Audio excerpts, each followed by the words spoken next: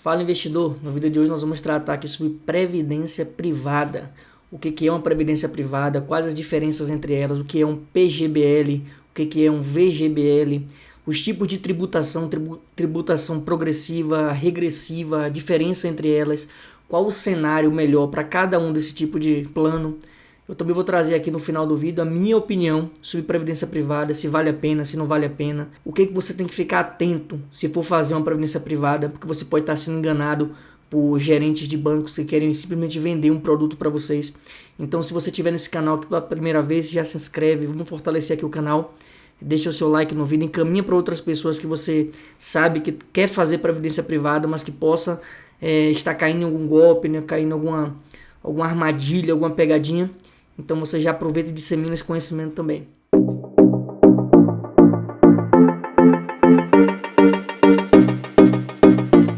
Então vamos lá. Primeiro, o que seria um PGBL e um VGBL? O PGBL é um plano gerador de benefício livre. Já o VGBL é vida geradora de benefício livre. O que seria? Qual a diferença entre eles, né? A sigla que é o que menos importa. Vamos ver aqui para qual cenário cada um deles se aplica. O PGBL, ele é um plano de previdência que ele é muito mais indicado para aquelas pessoas que fazem a dedução de imposto de renda, aquela dedução completa, né? Ela tem muito dinheiro para deduzir ali da declaração anual de imposto de renda. Você pode ter visto lá que lá tem duas formas de fazer a declaração. Uma é a completa e uma é a simplificada. A completa você pode colocar lá gastos com saúde, gastos com educação, gastos com N coisas, né? Então a PGBL é mais indicada para esse público. Por que para esse público? Porque você pode utilizar desse tipo de plano para deduzir até 12% do valor que você está destinando ali para a previdência privada. Então vamos supor que você está investindo ali R$100 mil para a previdência privada. Então até 12% desse valor você pode deduzir da base de cálculo que você vai fazer ali anualmente. Então você vai pagar ali o imposto de renda com relação ali a 88 mil apenas e não sobre os 100 mil. Então vale a pena para esse tipo de contribuinte. O PGBL ele é mais indicado para aquelas pessoas que não fazem dedução. Ele faz a declaração anual simplificada, não fazem aquela declaração completa para fazer a dedução dos itens, né? Ou então aquela pessoa que está destinando muito mais do que 12% e aí aquele excedente ali pode passar para um VGBL no caso. Esse plano já se adequa para a maior parte dos brasileiros, né, que fazem a declaração anual simplificada. E para aqueles que nem fazem declaração anual, porque tem uma renda ali inferior ao limite mínimo para fazer a declaração anual. Então o VGBL acaba sendo a mais indicada para esse tipo de investidor. Outros pontos importantes que você tem que ficar atento com relação a isso é que o PGBL, por ele fazer uma dedução ali de até 12% sobre aquela base de cálculo ali, deduz até 12%, no resgate da Previdência, considerando o PGBL, você vai pagar um imposto de renda sobre o montante total. O que seria o montante total? É o valor que foi aportado, mais a rentabilidade do período. Então o imposto de renda ele vai incidir sobre o montante total. Já o VGBL, não. O VGBL, como você não faz uma dedução anual, você acaba pagando imposto de renda no resgate apenas do rendimento. E nada mais óbvio do que isso, né? Se você está fazendo uma dedução no PGBL ali durante o período ali que você mantém aquele valor investido, o governo ele vai querer tirar esse valor em algum momento. E ele tira esse valor que ele está deduzindo agora no momento do resgate. Já o VGBL, como você não tem dedução nenhuma ano a ano, então no final você não está tendo benefício da dedução, então você vai ter o benefício de pagar o imposto de renda apenas sobre o valor da rentabilidade do período. Esse é um ponto bastante importante também. Com relação à tributação, tem dois tipos de tributação, uma tributação progressiva e uma tributação regressiva.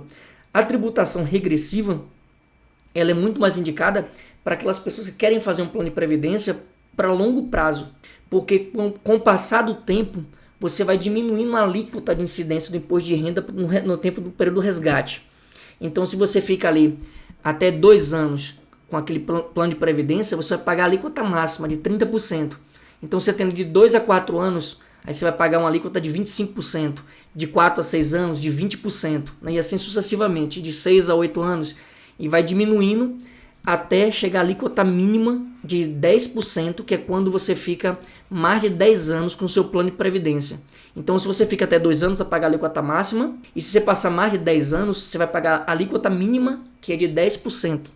Agora, a tabela progressiva, ela não é desse jeito, né? A tabela progressiva ela é muito parecida, na verdade ela é a mesma tabela que nós utilizamos para aquele pagamento em cima do salário, né? da folha de salário. Então, no salário lá você pode ter ouvido falar lá, ó, paga 27,5% de imposto de renda, é a alíquota máxima. Aí tem a alíquota mínima e a alíquota máxima. A alíquota mínima são 7,5% e a alíquota máxima são 27,5%. Então, essa alíquota vai depender do valor que é considerado na base de cálculo. Tem na tabela tem lá o valor mensal e o valor anual. Então, para cada X valor, você vai ser inserido em uma daquelas alíquotas. Se o valor for muito pequeno, você entra na alíquota mínima, de 7,5%. Se o valor for muito alto, entra na alíquota máxima, que é de 27,5%. Essa é a alíquota progressiva do imposto de renda. Para quem que ela é mais indicada? É para aquele investidor que quer fazer um plano de previdência, mas que não quer manter por um prazo longo, né, um prazo de mais de 10 anos.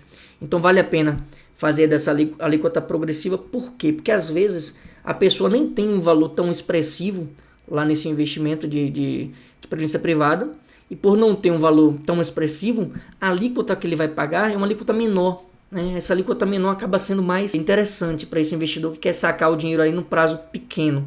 Então, a alíquota regressiva é indicada para aquele investidor que quer manter para longo prazo. Então, vale mais a pena para esse tipo de investidor.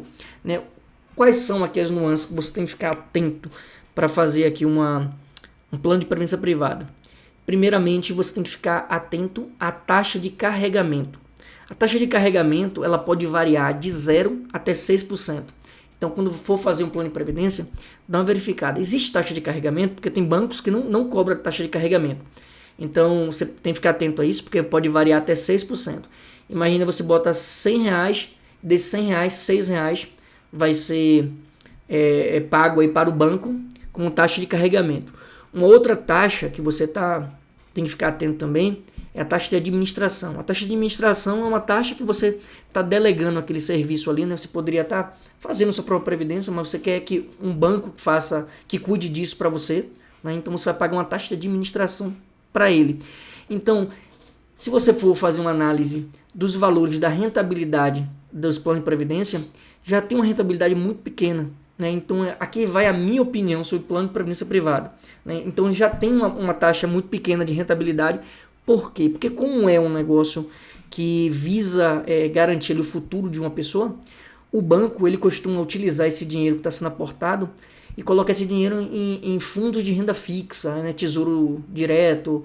Né? Então, ele compra títulos de uma renda mais, eu diria que menos volátil, né? Então, que traga uma segurança maior.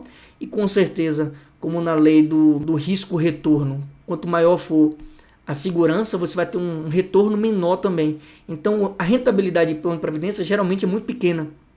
E se você considera que dessa rentabilidade pequena você ainda pode pagar uma taxa de administração, mas uma taxa de carregamento, então o que vai sobrar para você é um valor muito pequeno. Além disso, tem muitos planos de previdência que criam uma série de óbices, né? Uma série de impeditivos para você sacar o dinheiro. Né? Então tem que ter um prazo mínimo, regras para você poder sacar aquele dinheiro, se você está aposentado pelo INSS, né? que é a Previdência Oficial do Brasil. Então tem uma série de regras que o plano de previdência do banco pode impor, e isso tem que ficar muito claro para quem está fazendo esse plano de previdência, até para não ser um susto lá na frente. Né? Então, a minha opinião plano de previdência não serve. É muito mais interessante você ter o controle do seu dinheiro, né, e você fazer um aporte mensal ali num título público, né, através do Tesouro Direto, por exemplo, e fazer a administração ali do seu pagamento ali, você não ter essas regras todas que o banco pode impor sobre você, e também você não vai pagar nem taxa de carregamento e nem taxa de administração. Então, no fim das contas, você vai ter uma rentabilidade muito maior do que uma simples previdência convencional. Qual é a previdência que eu acho que vale a pena? Eu acho que vale a pena aquelas previdências daquelas empresas que têm o seu próprio fundo de previdência, né? Por exemplo, Petrobras tem um plano de previdência dela, que é a Petros, né? Você tem vários fundos de pensão que também subsidia uma previdência ali para os funcionários. Então, a maior parte das empresas que tem esse tipo de plano, eles aportam um valor em cima do valor que você está depositando. Então, por exemplo, você coloca ali R$100, a empresa vai e deposita mais 50, mais 100, às vezes até 100% do valor que você aporta, a empresa faz um aporte também. Então, se você bota R$1.000 por mês, a empresa vai lá e bota mais 1.000. Aí, nesse caso, a rentabilidade está sendo em cima dos 2.000, sendo que você pagou apenas 1.000. Então, nesse caso de receber algum tipo de subsídio, aí vale a pena sim você fazer uma previdência privada. Mas simplesmente uma pessoa chega lá no banco e aí eu quero fazer um plano de previdência, uma pessoa convencional que não tem subsídio nenhum, eu acho que não vale a pena.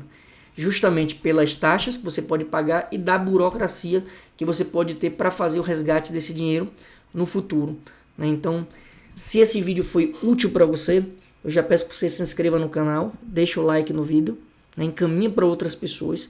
Se tiver algum parente seu que fez previdência privada, é importante ter em mente também o seguinte: você pode simplesmente pedir portabilidade para um outro banco, né, para um outro tipo de previdência. Isso é uma coisa que não é muito comentado entre os gerentes de banco, né? Você pode pedir previdência. Vamos supor que você fez uma previdência com a taxa de carregamento de 6% e tem um outro banco que é 0%. Você pode fazer a portabilidade para outro banco? Sim.